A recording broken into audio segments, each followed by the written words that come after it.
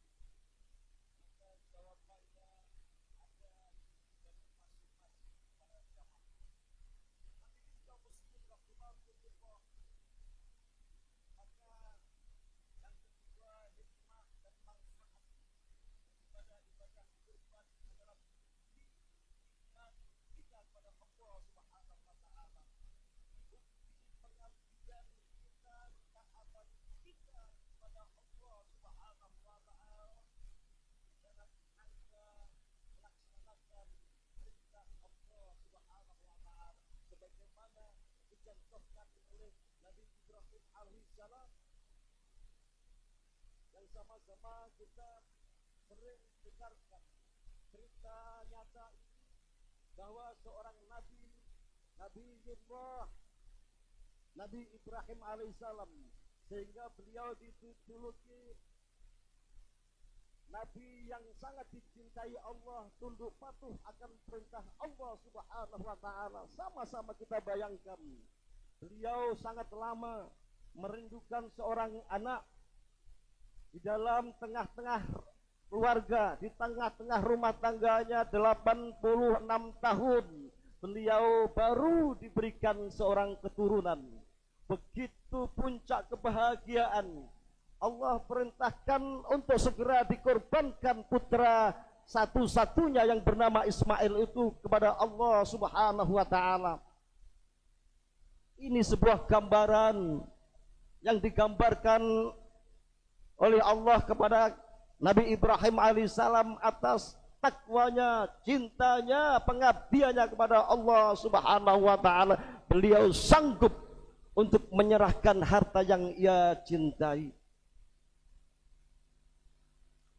Kata Allah Subhanahu wa ta'ala,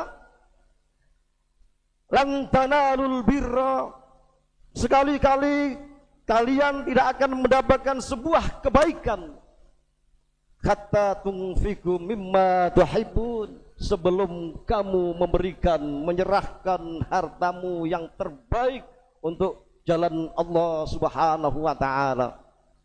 Dan ini Nabi Ibrahim alaihissalam lulus dalam ujian ini. Maka kembali lagi kepada kita, mampukah kita menyerahkan harta yang paling kita cintai untuk mengabdi kepada Allah Subhanahu wa ta'ala? Mampukah kita menyerahkan apa yang Allah meminta? Sungguh Allah tidak akan minta jantung hati kita, Allah tidak minta anak kita. Yang Allah minta hanyalah sebagian kecil harta yang Allah berikan kepada kita. Kenapa? Karena Allah faham, tahu dengan kemampuan kita. Andaikan Allah minta anak-anak kita, jantung hati kita, sungguh kita tidak akan sanggup untuk menyerahkannya.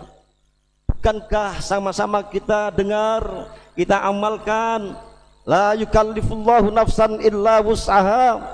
Allah tidak akan membebani seorang hamba kecuali dengan kemampuannya.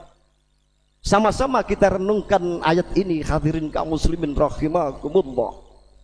Dalam 1 tahun ada perintah Allah yang namanya perintah berkurban.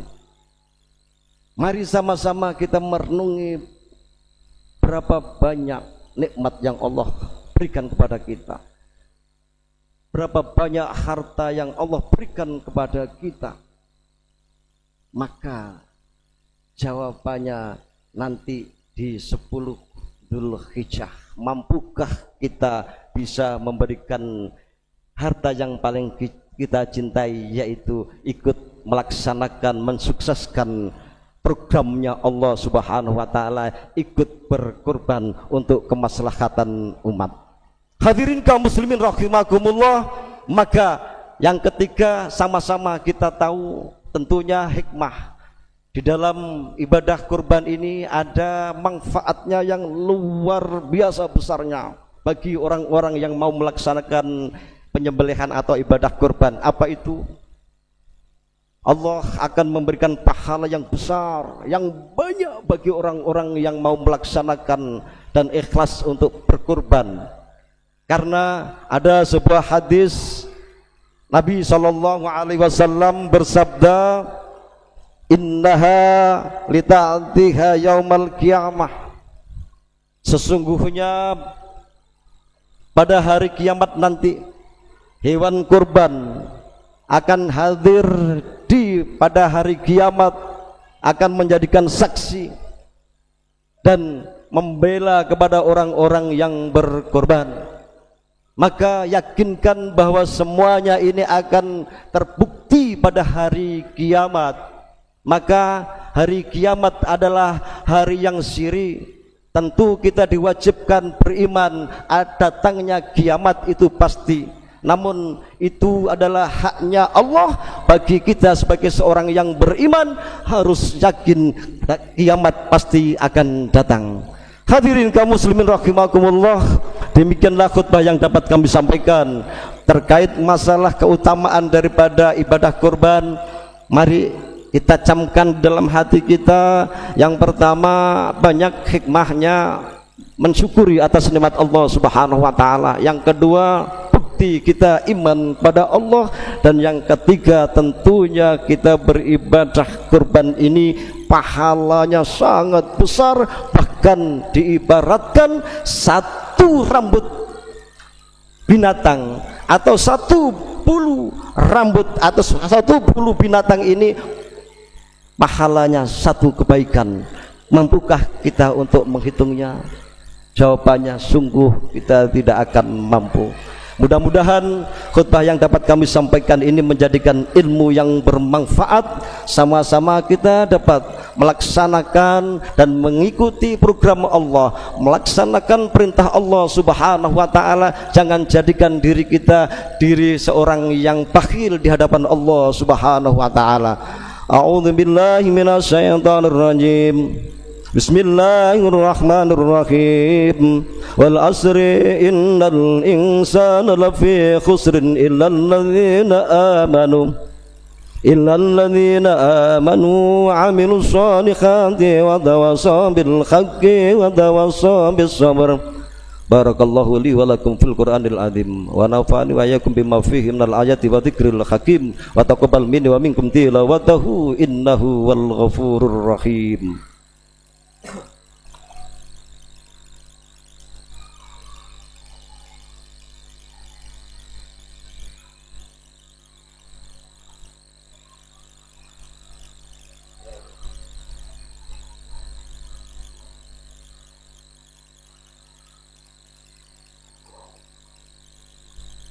Alhamdulillah, alhamdulillahilladzi hadana subulas salam wa anhamana bi syariatin nabiyil karim. Asyhadu an la ilaha illallah wahdahu la syarikalah al malikul haqqul mubin wa asyhadu anna sayyidana Muhammadan abduhu wa rasuluhu shadiqul wa'dil amin. Allahumma shalli wa sallim wa barik ala sayyidina Muhammad hadan nabiyil karim wa ala alihi wa sahbihi ajmain, amma ba'd. Faya ayyuhal hadirun ittaqullah ittaqullaha haqqa tuqatih wa la tamutunna illa wa antum muslimun. Wa qala subhanahu wa ta'ala innallaha wa malaikatahu yusalluna 'alan nabi ya ayyuhalladzina amanu sallu 'alaihi wa sallimu taslima. Allahumma salli wa sallim ala sayyidina Muhammad wa arba'ati khulafaur rasyidin Abu Bakar wa Umar wa Utsman wa Ali wa ala sairina sahabati wa tabi'ina man tabi'ahum bi ihsani ila yaumiddin bi rahmatika ya arhamar rahimin. Allahumma ighfir lil muslimina wal muslimat wal mu'minina wal mu'minat al ahya'i min wal amwat wa qadiyal hajat. Allahumma anzur fansur ikhwanal muslimina wal muslimat wa kasif kurubahum wa sabit aqda'ahum. Allahumma ansur ummati sayyidina Muhammad. Allahumma arham ummati sayyidina Muhammad. Allahumma hantim lana bihusnil khatimah. Rabbana zalamna anfusana wa illam taghfir lana wa tarhamna lanakunanna minal khasirin. Rabbana atina fid dunya hasanah wa fil akhirati hasanah wa qina adzabannar. Walhamdulillahi rabbil alamin. Ibadallah innallaha ya'murukum bil 'adli wal ihsan wa ita'i qurba yanhauna 'anil fahsya'i wal munkar wal baghi ya'idukum la'allakum tadhakkarun wa dhkurullaha 'azima azkurkum washkuru ala ni'amihi wa la dzikrullahi akbar.